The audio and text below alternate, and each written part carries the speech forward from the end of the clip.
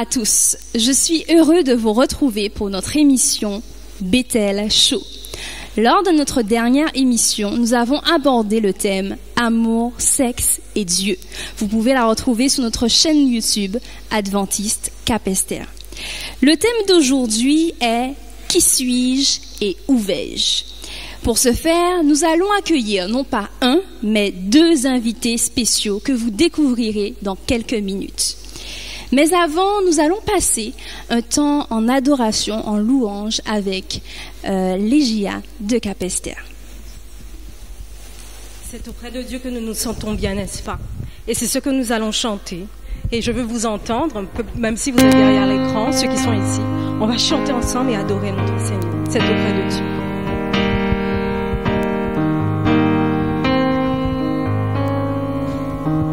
C'est auprès de Dieu que je veux me tenir. Il est mon Seigneur, mon roi. C'est auprès de Dieu que je peux ressentir tout l'amour qu'il a pour moi. C'est auprès de Dieu que je voudrais grandir, entendre le son de sa voix. Je viens devant le trône, par ta grâce je me tiens, en ta présence je lève les yeux vers le lieu saint pour contempler ta face. Je veux rester près de toi.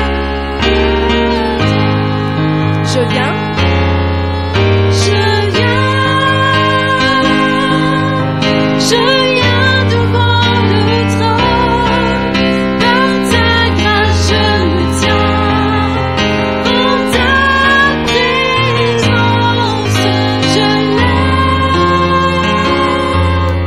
les yeux vers le lieu saint pour contempler ta face.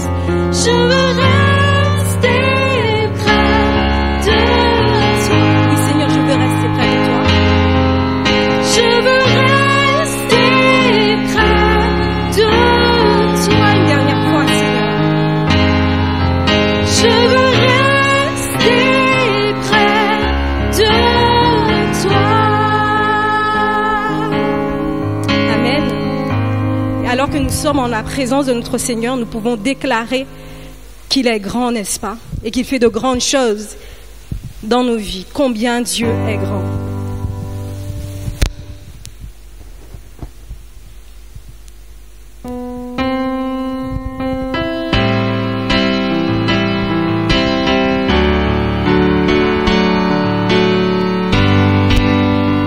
Le roi dans sa beauté.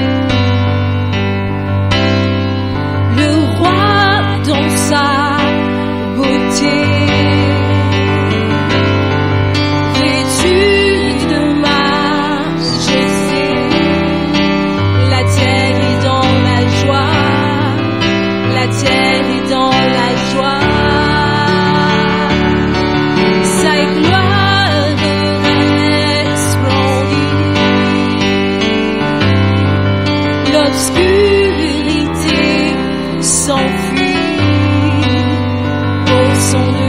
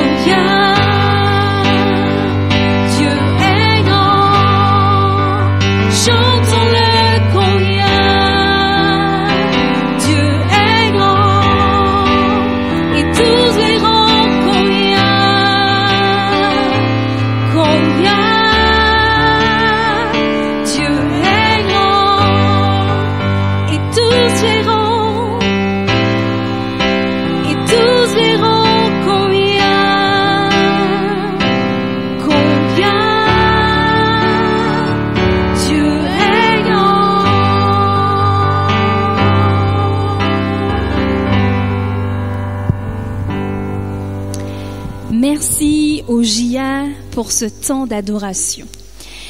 Qui suis-je et où vais-je? Voici le thème que nous aborderons aujourd'hui. Beaucoup de jeunes qui sont encore en études auront dans quelques mois ou ont déjà certaines décisions à prendre concernant leur orientation. Collège, lycée, université, grandes écoles, certains ne savent pas vraiment où aller. D'autres ne sont pas très certains d'eux. Et puis, il y en a ceux qui savent très exactement ce qu'ils veulent. Et puis, il y a d'autres jeunes aussi qui sont déjà rentrés sur le marché du travail depuis quelques années. Et puis, il y a aussi les adultes qui travaillent, qui ont un travail depuis plusieurs années. Et qui peut-être ne sont pas à l'aise, confortables là où ils sont et souhaiteraient se réorienter vers autre chose.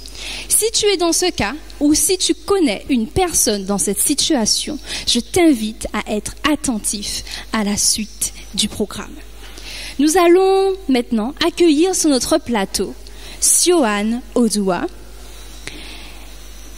et nos invités spéciaux Marie-Laure Stralka et Mehdi Bordin. Bonjour à tous. Bonjour, bonjour. Bonjour Michel. Comment allez-vous? Ça va et toi? Pareillement. Ça va bien, merci.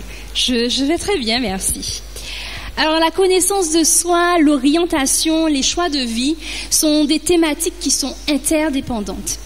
À différents stades de nos vies, nous sommes amenés à nous questionner sur notre identité, sur notre cheminement et nous prenons des décisions qui ne sont pas sans conséquences. Avec nos invités, nous allons explorer ces différentes thématiques et pour ce faire, nous avons Sioane, jeune de l'église de Capesterre, qui est étudiant en master de l'informatique. Nous avons avec nous Mehdi Bordin, qui est auto-entrepreneur dans le domaine du bien-être. Et puis nous avons avec nous Marie-Laure Stralka, qui est psychologue clinicienne. Alors ma première question serait, est-ce que tout le monde a conscience de son identité? C'est une question un peu étrange parce que bon, j'ai ma carte d'identité, j'ai mon passeport, je m'appelle Brudé Michel. Donc, poser cette question, est-ce que tout le monde est conscient de son identité? Est-ce que notre identité se résume à notre nom, notre prénom, notre date de naissance, notre lieu de naissance? Qu'est-ce que vous me répondriez? Bon, je me lance. Alors, c'est une question, je pense que tout le monde se pose à un moment donné de sa vie. Après, peut-être pas de la même manière. Par exemple, je prends ma personne. Au cours de sa vie, on se demande toujours quel est le sens de la vie. Et dans ce sens de la vie, on se demande en fait, qu'est-ce qu'on fait là? Voilà. Donc bien sûr, je suis le fils de ma mère et de mon père. Mais est-ce que cela me définit simplement? Est-ce que je peux me contenter de cela pour pouvoir continuer à vivre et me dire, je vais vivre en tant que fils de... C'est pas suffisant, mais c'est une question qu'on se pose, en tout cas pour ma personne, au cours de sa vie, généralement à l'adolescence. Okay. Oui, complètement. Complètement, d'autant plus que finalement, quand on décline son identité, en ne donnant que son nom et son prénom, finalement, il y a quelque chose qui reste encore à découvrir et on peut même être face à des personnes qui nous disent mais quoi d'autre? Enfin, ça c'est ton nom, c'est ton prénom que tu n'as pas choisi. Et l'identité, c'est bien plus qu'un nom et un prénom que l'on n'a pas choisi. C'est le nom et le prénom permettent de nous nommer, de nous identifier en tant qu'humains. Mais l'identité, c'est nous qui allons la faire découvrir à ceux qui nous ont donné ce nom et prénom. Et surtout, c'est nous qui la construisons tout le temps. Au fil et à mesure de nos expériences, de nos âges également, de nos âges de développement, de nos capacités, du développement de qui nous sommes. Et c'est vraiment une construction. Et puis c'est aussi découvrir ce qui est déjà là. Voilà, c'est de composer avec ce qui est là et d'ajouter au fil du temps. D'accord, mais de manière pratique, comment je peux savoir qui je suis en fait? Comment je peux définir qui est Brudé Michel?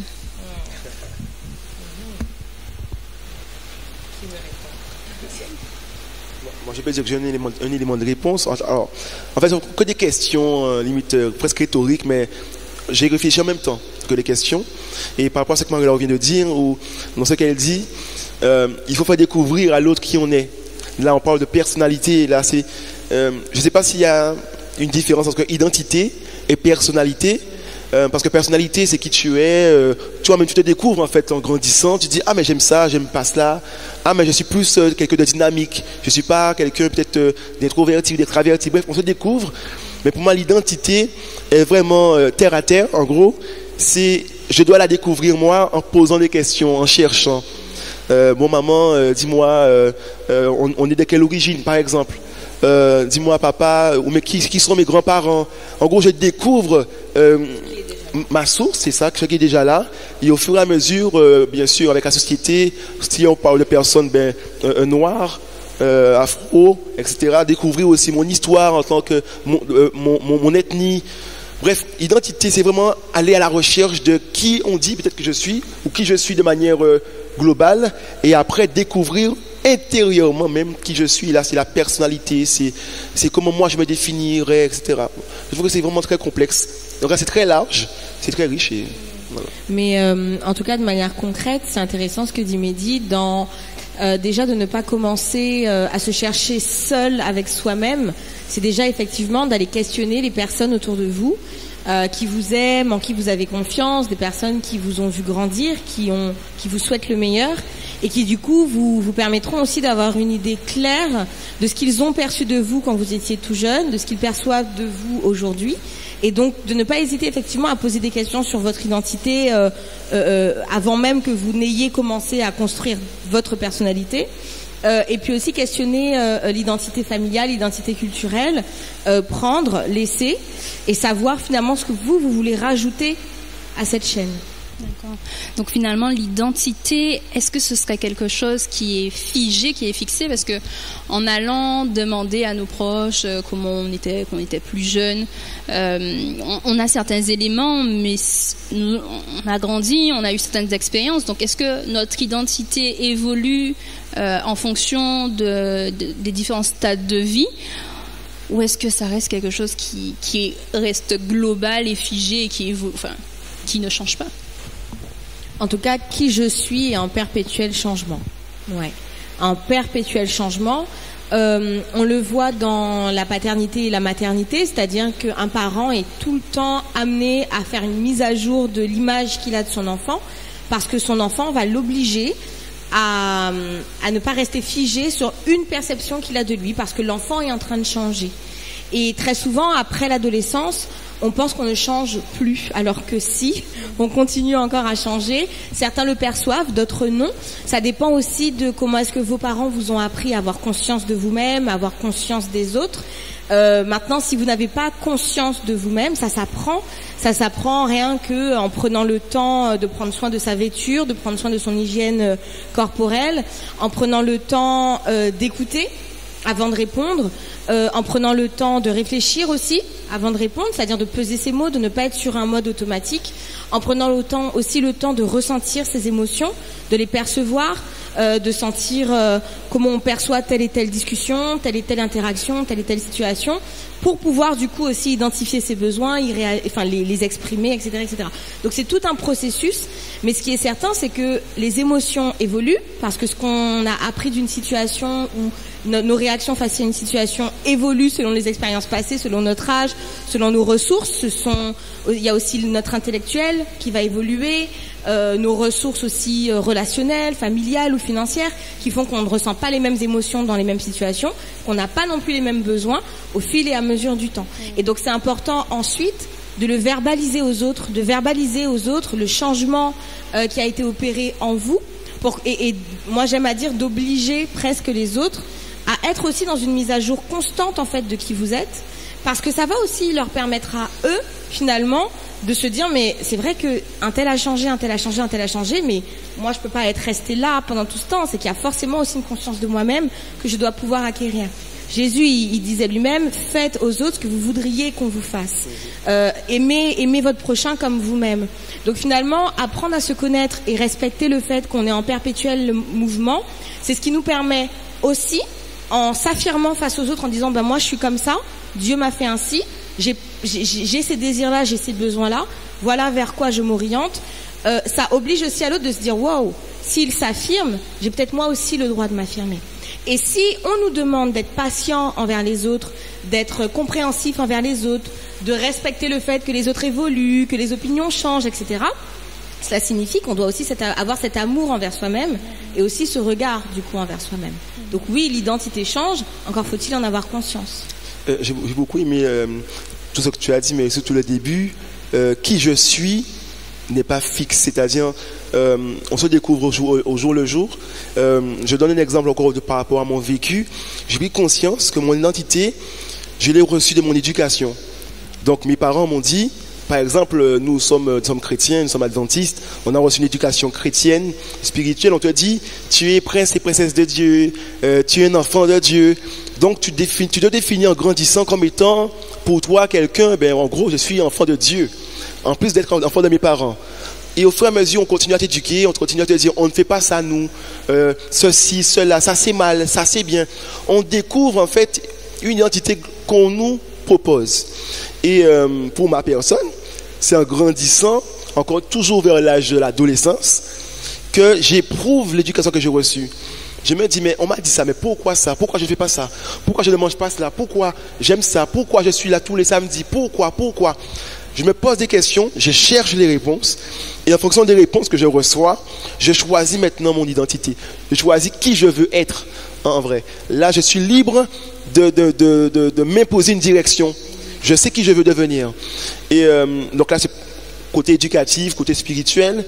Maintenant, je me suis découvert aussi, grâce à des tests, on va dire, de tempérament. C'est-à-dire que je me cherchais, et je remarquais que mon tempérament change en fonction de mes saisons, de mes années. Au tout début, j'étais très timide, très crabe, d'accord. Je ne danse pas, je ne suis pas ouvert aux autres. Surtout par rapport à, je bégaye beaucoup, je parle vite aussi. Là, je travaille dessus, gloire au Seigneur. Mais au tout début, par rapport à cela, je n'osais pas. Donc, j'étais très enfermé sur moi-même. Et au fur et à mesure, avec, je faisais des tests assez souvent. Je me suis rendu compte qu'en 2 ans, mon tempérament a changé. J'ai commencé à devenir plus sanguin que phlegmatique que j'étais, plus colérique, plus mélancolique dans le mariage. En fait, j'évolue constamment et je me découvre des passions nouvelles, des intérêts nouveaux, etc. Donc, qui je suis change en fait constamment. Voilà. D'accord, merci. Mais dans cette recherche de qui est-ce que nous sommes et cette revalorisation, cette redéfinition de notre identité, est-ce qu'on n'aurait pas des biais ou des choses que nous portons sur notre dos qui pour nous semblent tout à fait normales en fait, qui sont complètement incrustées dans notre personne en fait, selon la représentation qu'on a et qu'on ne projette, qu'on reproduira en fait dans cette nouvelle identité que l'on est en train de se faire. Est-ce qu'il y aurait des choses de ce genre? Complètement, parce que avant, comme je l'ai dit tout à l'heure, avant de découvrir le je, il y a d'abord le nous. C'est-à-dire que quand l'enfant il naît, c'est d'abord le nous, c'est après que le je se construit. Et quand le je se construit, et ça jusqu'à ce que Dieu d'ailleurs ait décidé que notre temps s'arrête sur terre, donc jusqu'à ce qu'on meure, on continue à construire ce je, à le découvrir et à le différencier du nous. Parce que ça se fait à plusieurs reprises et que même si on y arrive, il y a toujours des temps de régression. Il y a ce qu'on appelle effectivement des transmissions intergénérationnelles, donc des choses qui ont été dites, nommées, des valeurs. On va à l'église, nous on fait ci, nous on fait ça. Nous, dans notre famille, on est très sociable. Et puis du coup, toi qui es un peu timide, tu te remets en question. Est-ce que je fais vraiment partie de cette famille ? C'est ça. Nous, dans cette famille, on est tous musiciens, on est tous chanteurs, on a tous le don de la parole ou autre. Et puis, toi, t'es là à table et c'est pas ton don. Et finalement, le biais, ça va être effectivement ce nous, cette parole du nous, de laquelle il va falloir apprendre en fait à se différencier. Parce que, dans Romains 12, il nous est demandé implicitement d'aller chercher en fait nos dons, d'aller explorer qui vous êtes, qu'est-ce que Dieu a mis en vous, pourquoi vous êtes là vous. Alors, par moment, ok, ben votre famille, mais c'est quelle famille? Est-ce que c'est votre famille paternelle, maternelle? Et puis dans ces deux familles-là, ben il y a forcément d'autres gens qui avaient pas ces dons-là, etc. Et ça va se jouer sur du transgénérationnel. Le transgénérationnel, à la différence de l'intergénérationnel, c'est ce qui se transmet dans l'inconscient, sans être dit. Donc vous vous retrouvez à une place à laquelle vous ne vous sentez pas à l'aise, à laquelle vous ne vous sentez pas non plus comme les autres. Et très souvent, on va dire, oh, un tel était comme toi. Donc on va aller nommer d'anciennes personnes ou autres, etc.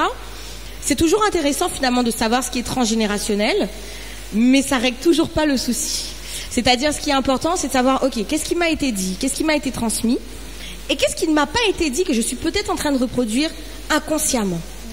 Pour savoir cela, on va jouer sur les émotions. Comment je me sens quand on me demande de faire le quart d'heure de louange, parce que toute ma famille a toujours fait le quart d'heure de louange.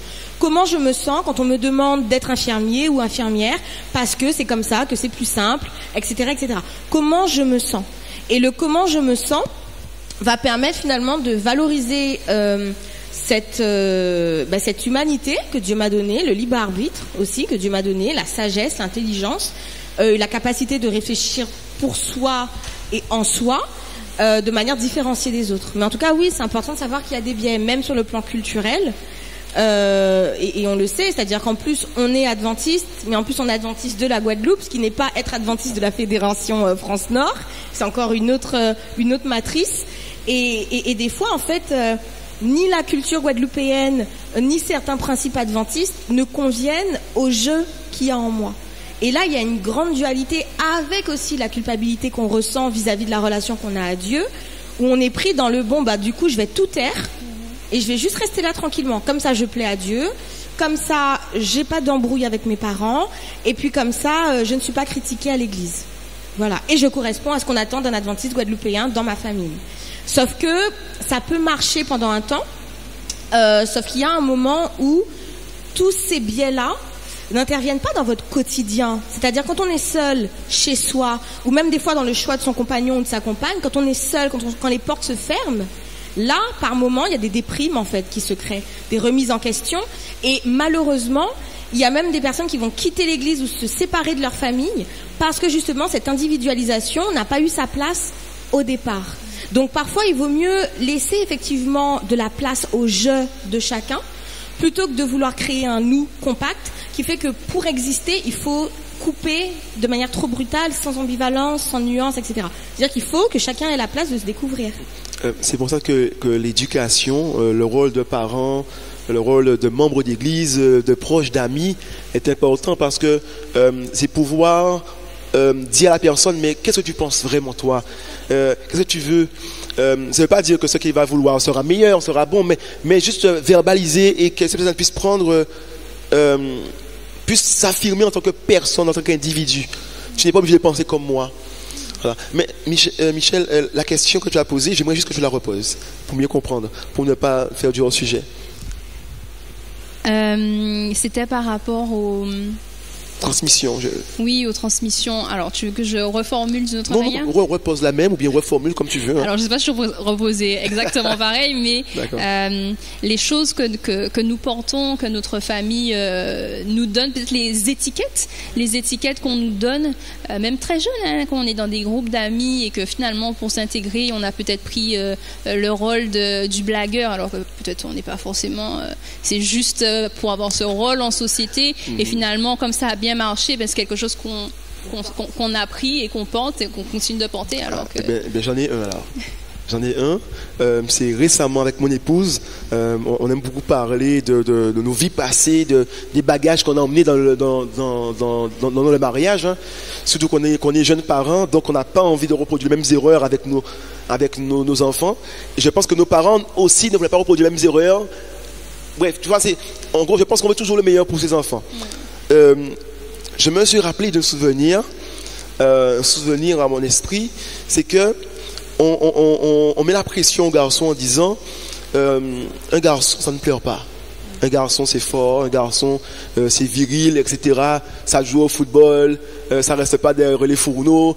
Bref, on donne une sorte d'image au garçon. Et moi, petit, j'aimais la cuisine.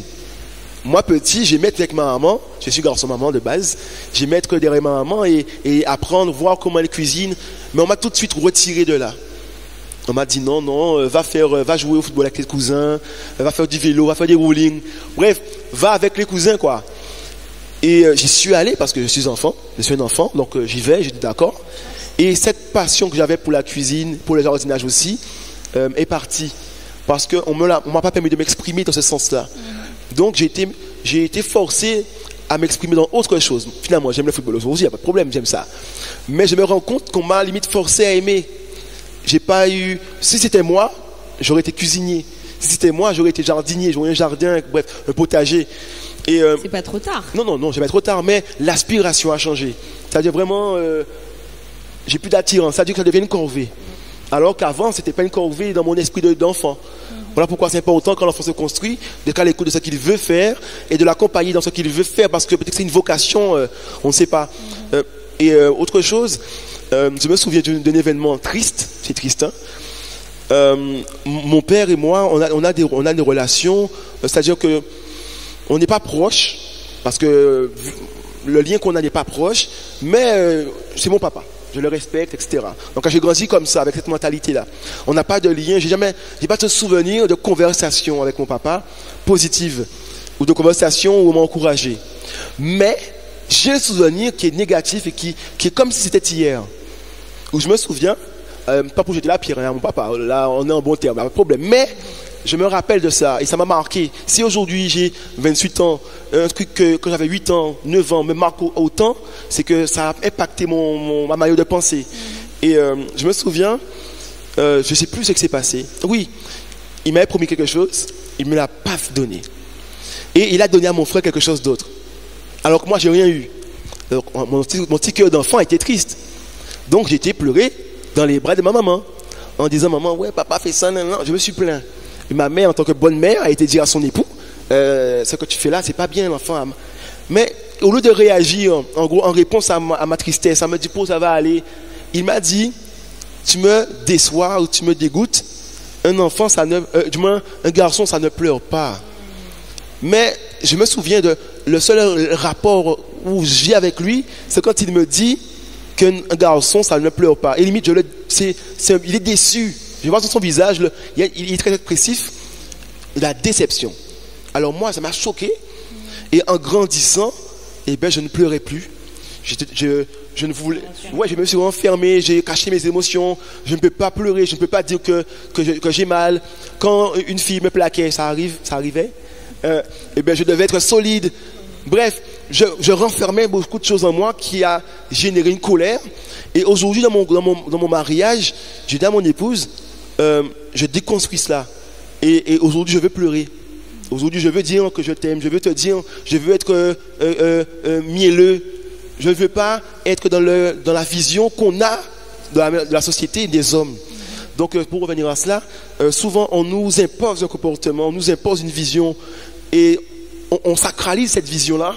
De sorte que si toi, tu fais différemment, tu te dévalorises.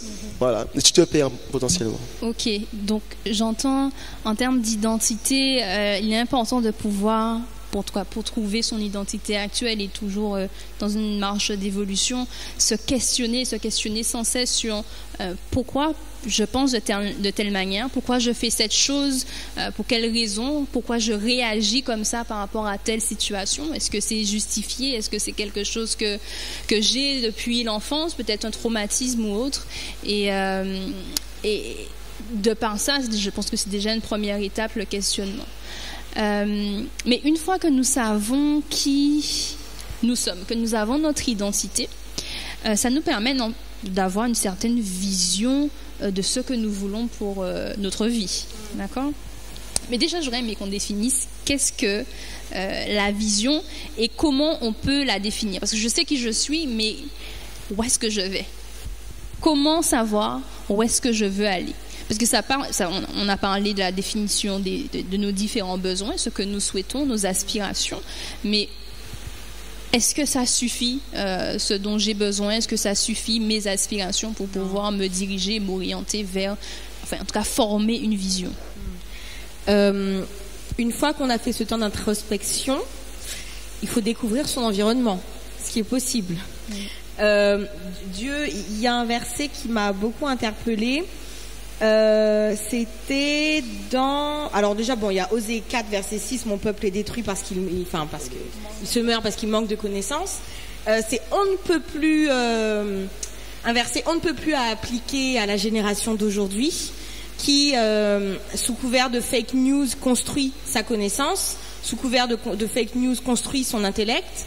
Il n'y a plus cette appétence à aller chercher, cette curiosité intellectuelle, à chercher, à comparer, à découvrir, à confronter, à discuter les choses. Et puis même dans Ecclésiaste 2, versets 24 à 26, il nous est dit « Il n'y a de bonheur pour l'homme qu'à manger et à boire, à faire jouir son âme du bien-être au milieu de son travail. Mais j'ai vu que cela aussi vient de la main de Dieu, car il donne à l'homme ce qui lui est agréable, la sagesse, la science et la joie. » Et il y a un moment finalement où si on veut expérimenter la sagesse, la science et la joie, ça ne peut pas être que dans son carré. Il faut pouvoir participer aussi à la vie au quotidien. Ça peut être s'intéresser par des lectures, des visites en nature, des visites de son île, quand c'est possible des voyages, des documentaires, j'ai déjà dit des lectures, des revues, des émissions, participer même à avoir une vie associative, c'est-à-dire sortir de l'entre-soi pour être finalement aussi des fois dans des situations inconfortables, mais enfin c'est pas inconfortable dans le sens non adapté, mais c'est plus des situations nouvelles qui permettent du coup de mieux asseoir vos besoins, vos désirs, etc. Parce que je peux ressentir et pressentir ce dont j'ai besoin, et puis quand je vais dans la réalité, je me dis, en fait, c'était peut-être toujours pas à moi, en fait toujours pas. Moi, je l'ai senti en tant que psychologue. J'ai voulu faire psychologue parce que finalement, je voulais faire du marketing, et en fait, dans le marketing, ce qui m'intéressait, c'était la psychologie. Donc, autant être psychologue, autant aider les gens à aller mieux plutôt que de les aider à acheter. Et puis, une fois devenu psychologue, il y a plusieurs types de psychologues. Et finalement, pareil, je m'étais construit une idée. Donc, j'y suis allée. Je suis sortie de certains sentiers déjà bien battus. Puis je me suis dit, non, en fait les sentiers battus, c'est ce qui m'allait. Mais il m'a fallu par moments défaire finalement une route qui était déjà toute droite, aller sur les à côté, découvrir le monde associatif, d'autres domaines aussi de compétences, d'autres champs de lecture ou autres, rencontrer d'autres personnes, échanger, discuter, parce qu'il faut pouvoir présenter le soi aux autres, au monde extérieur. Ce qui permet du coup de bien définir la vision. Et la deuxième chose, en plus d'aller dans la vraie vie, c'est accompagné de Dieu évidemment, c'est de se projeter. Aujourd'hui, j'ai 27 ans, bientôt 28, puisqu'on a fait classe ensemble avec Mehdi. Merci d'avoir dévoilé nos âges. Désolé. Eh bien, un jour, là j'en ai 28. Un jour j'aurai 40 ans. Un jour j'aurai 50 ans. Les choix que je fais aujourd'hui me permettront d'être heureuse à 40 ans, à 50 ans. Il y a beaucoup de jeunes qui font des choix de court terme. Voilà. Ça peut être le risque. Parce que, et je le dis aussi aux parents, quand les parents des fois imposent des choix, je leur dis, mais un jour votre enfant il aura 30-40 ans, ce sera quoi comme adulte si vous imposez ça?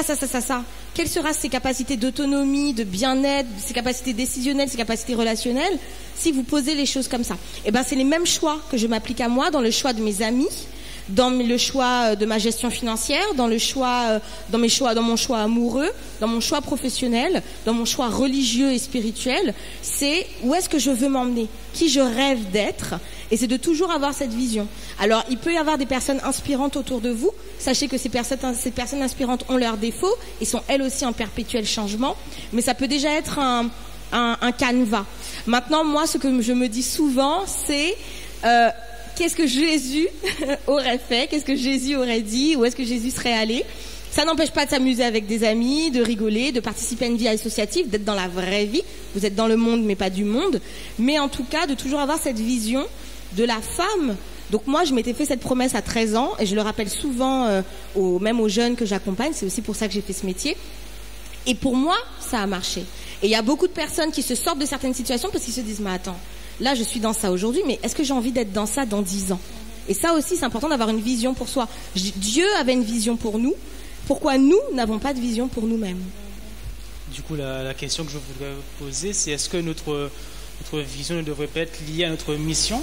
En tant que chrétien, est-ce que tout le monde a une mission, d'une manière générale?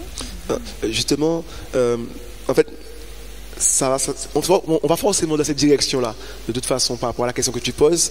Et pour pouvoir définir la vision, pour moi, la vision découle d'une connaissance de soi.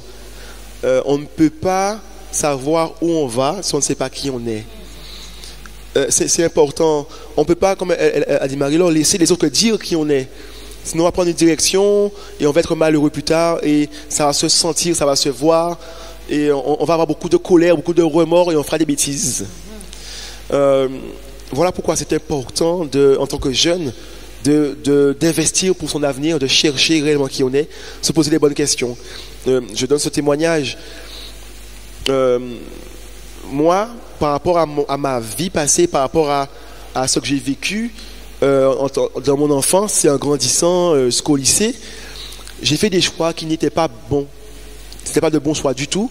Ces choix-là m'ont emmené dans des mauvaises fréquentations, m'ont emmené dans des dérives, dans des addictions, m'ont emmené dans des pratiques, dans des choses en fait qui m'empêchaient d'avoir un avenir et de l'espérance, selon le verset.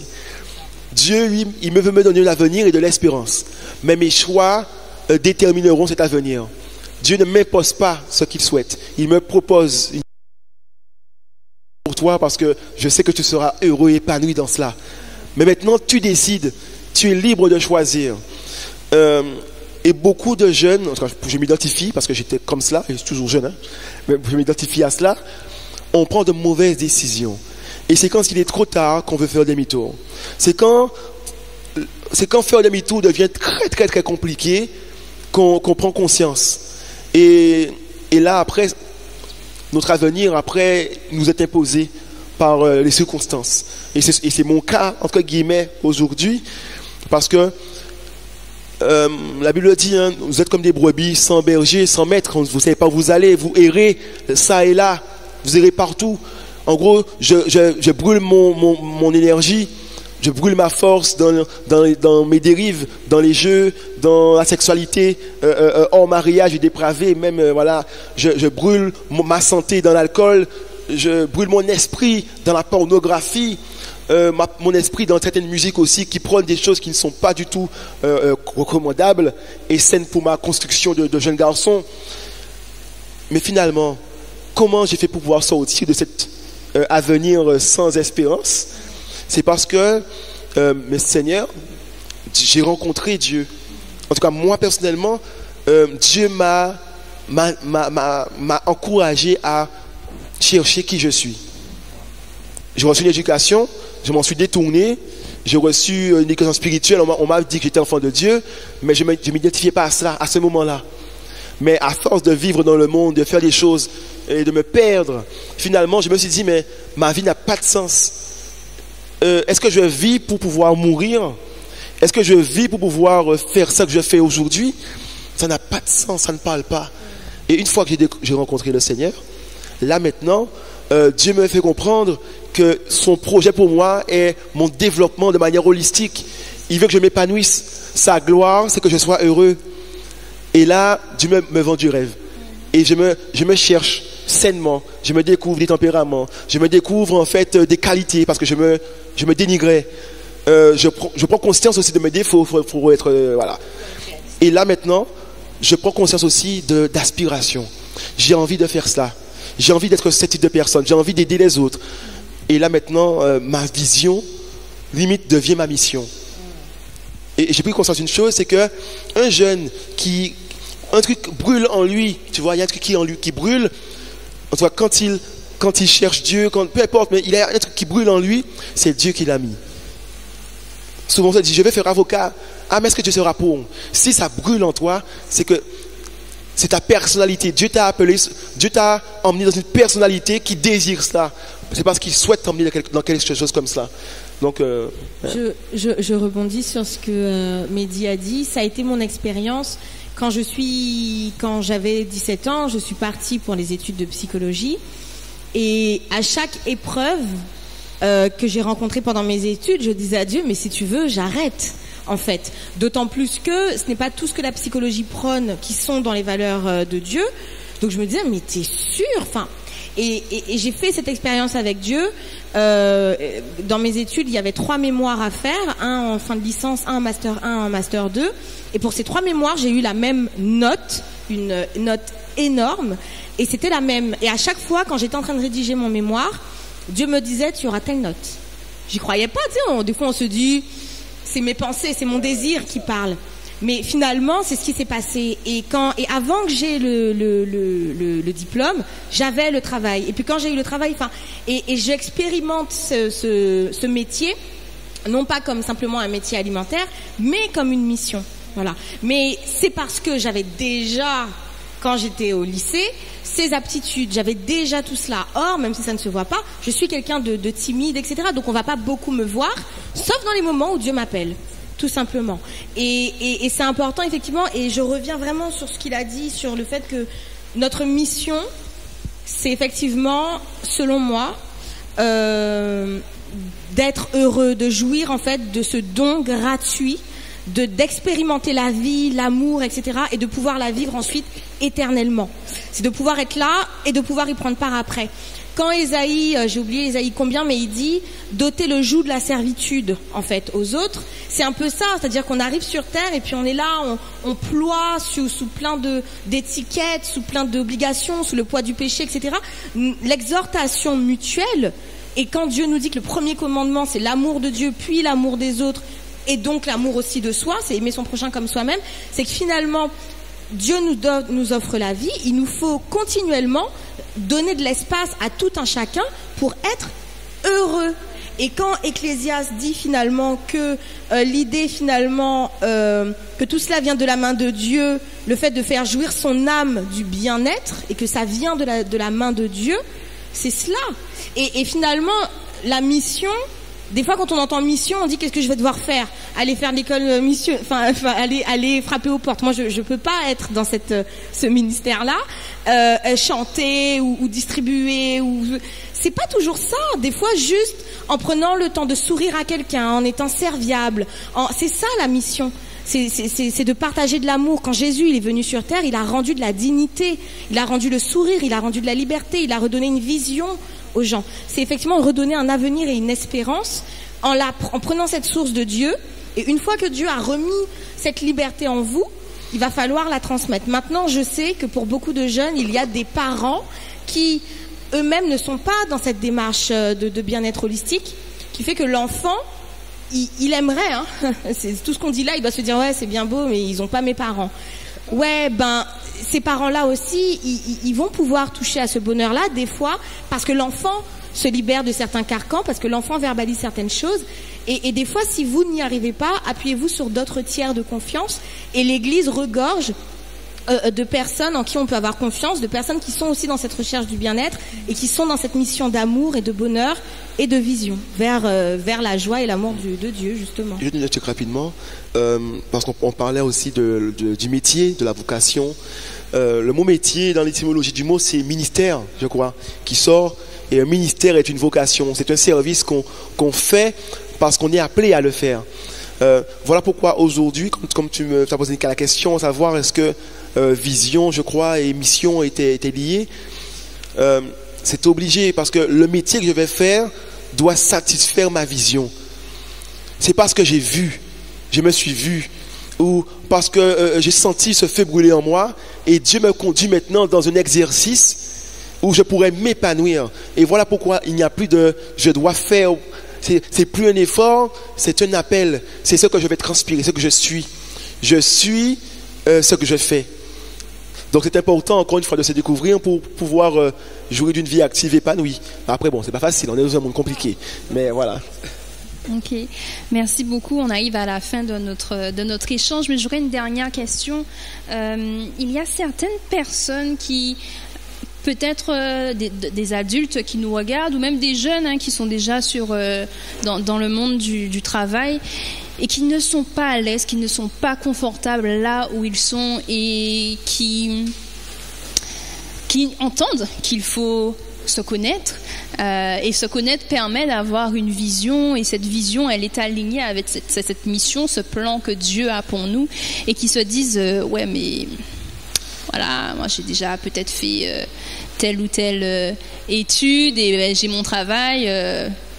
Aller autre part, c'est prendre un risque. C'est comment en fait je dois me positionner? Ce sera ma dernière question. Le ministère ne se pratique pas que le bonheur, et le ministère ne se pratique pas qu'au travail. Le travail, c'est 35 heures, une semaine, c'est bien plus d'heures, je vais pas compter, qui fait que en dehors de mon travail, qui suis-je finalement? Qu'est-ce que je peux? C'est pour ça que je parlais de vie associative. Quelle autre peut-être action je peux mener en dehors de mon travail? Quel aménagement je peux faire? Et puis surtout, peut-être que je ne voulais pas être technicienne de surface ou agent d'accueil ou comptable ou aide-soignante ou même médecin, parce qu'il y a, voilà. Ben finalement, qu'est-ce qui dans ce métier me plaît? Au-delà des tâches que j'ai à accomplir dans la journée, qu'est-ce qui me plaît? En fait, finalement, j'aime être au contact des autres. Peut-être que j'ai envie d'apporter telle chose en plus à mon travail. Peut-être que j'ai envie d'apporter telle manière de faire différemment et de la proposer à mon équipe. Peut-être que moi j'ai envie d'être ce type de technicienne de surface, ce type d'informaticien. Enfin, la question c'est comment je vis ma place. C'est peu importe finalement. Et n'hésitez pas. Moi je le dis beaucoup à mes patients. On a souvent le regard sur soi, mais n'hésitez pas à regarder comment les autres vivent leur place. Voilà. Et c'est pour ça que je parlais moi au début. Il y a plusieurs fois où je me suis dit mais psychologue, mais quoi? Comment ça? Mais quel fardeau?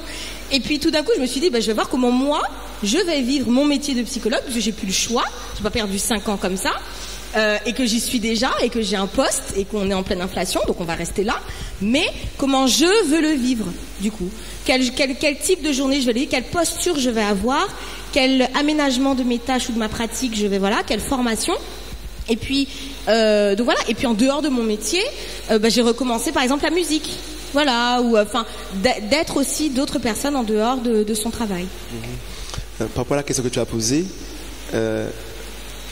à savoir la problématique de la personne qui potentiellement n'est pas dans le travail qu'elle voulait en fait, quand elle regarde bien dans son cœur, elle se dit mais c'est pas ça que je vais faire.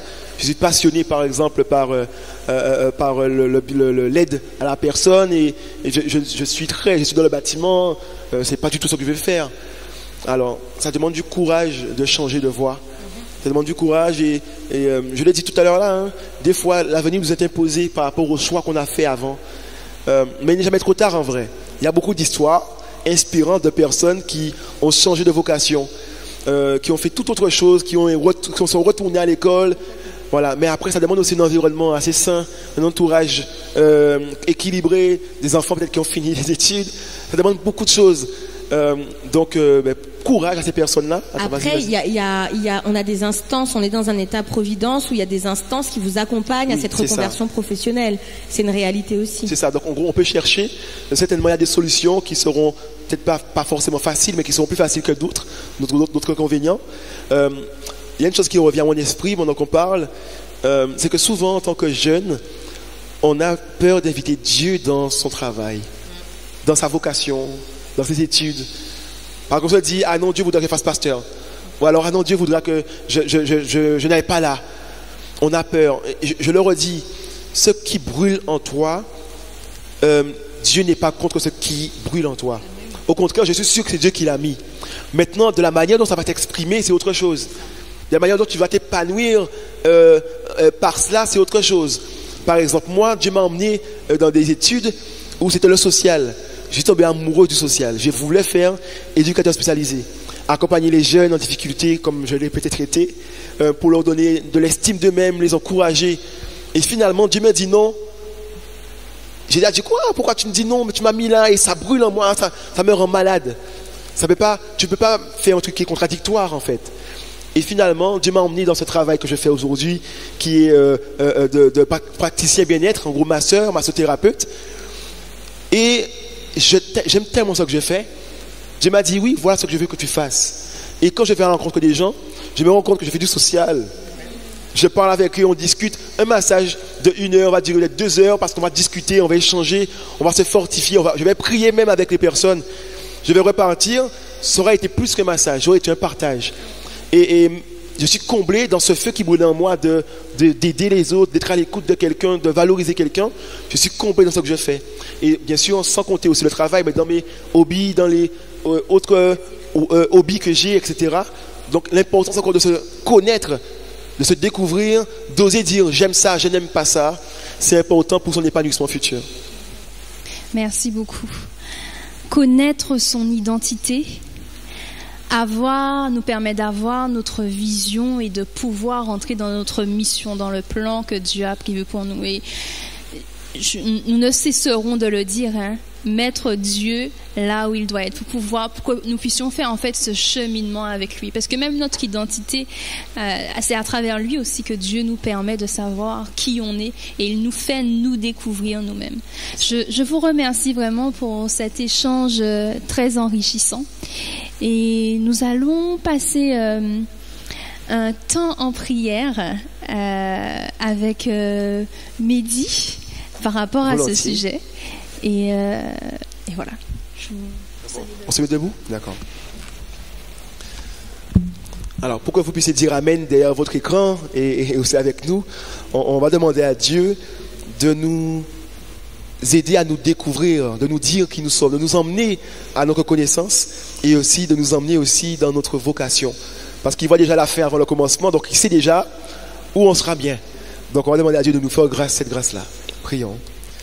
Notre Père, notre Dieu, nous te remercions, Seigneur, pour ton amour pour nous, pour ta bonté, pour ta bienveillance. Tu nous le dis, Seigneur mon Dieu, tu seras glorifié lorsque nous serons épanouis. Tu veux, mon Dieu, qu'on porte du fruit. Tu veux, mon Dieu, nous donner un avenir et de l'espérance. Tu ne nous as pas créés pour souffrir, créés pour nous perdre, créés, mon Dieu, pour être malheureux. Mais c'est vrai que nous sommes dans un monde complexe, compliqué. Un monde qui ne prône pas, mon Dieu, ta loi, ton amour. Mais malgré toutes ces contraintes, tu te proposes d'être avec nous, de nous accompagner, Père, dans la guérison de ce qu'on a vécu plus jeune, de nous accompagner, mon Dieu, dans la découverte de qui nous sommes. Car même si tu veux qu'on puisse tous ressembler à Jésus de par le caractère, nous avons tous, mon Dieu, une identité qui nous est propre. Nous avons tous, mon Dieu, une personnalité qui nous est propre. Nous sommes uniques. Et voilà pourquoi tu as choisi de venir mourir pour nous. Seigneur, je te demande, s'il te plaît, dans ta grande miséricorde, d'entendre, mon Dieu, les prières de ta jeunesse, les prières, mon Dieu, de ceux qui sont à l'écoute et qui s'identifient au message et qui voudraient, mon Dieu, que tu les aides à se découvrir. Mon Dieu, visite-les, envoie ton esprit, envoie une lumière, conduis-les, donne-leur la sagesse. Aussi, mon Dieu, ceux qui voudraient te confier leur avenir en termes professionnels ou en termes de relations maritales ou autres, Seigneur, mon Dieu, là aussi, viens et accompagne-nous. Père, tu nous l'as dit, tu ne fais pas pour nous, mais tu fais avec nous. Alors, mon Dieu, collabore. Nous avons prié, Seigneur, mon Dieu, nous que nous soyons dignes, mais en Jésus et pour ta gloire. Amen.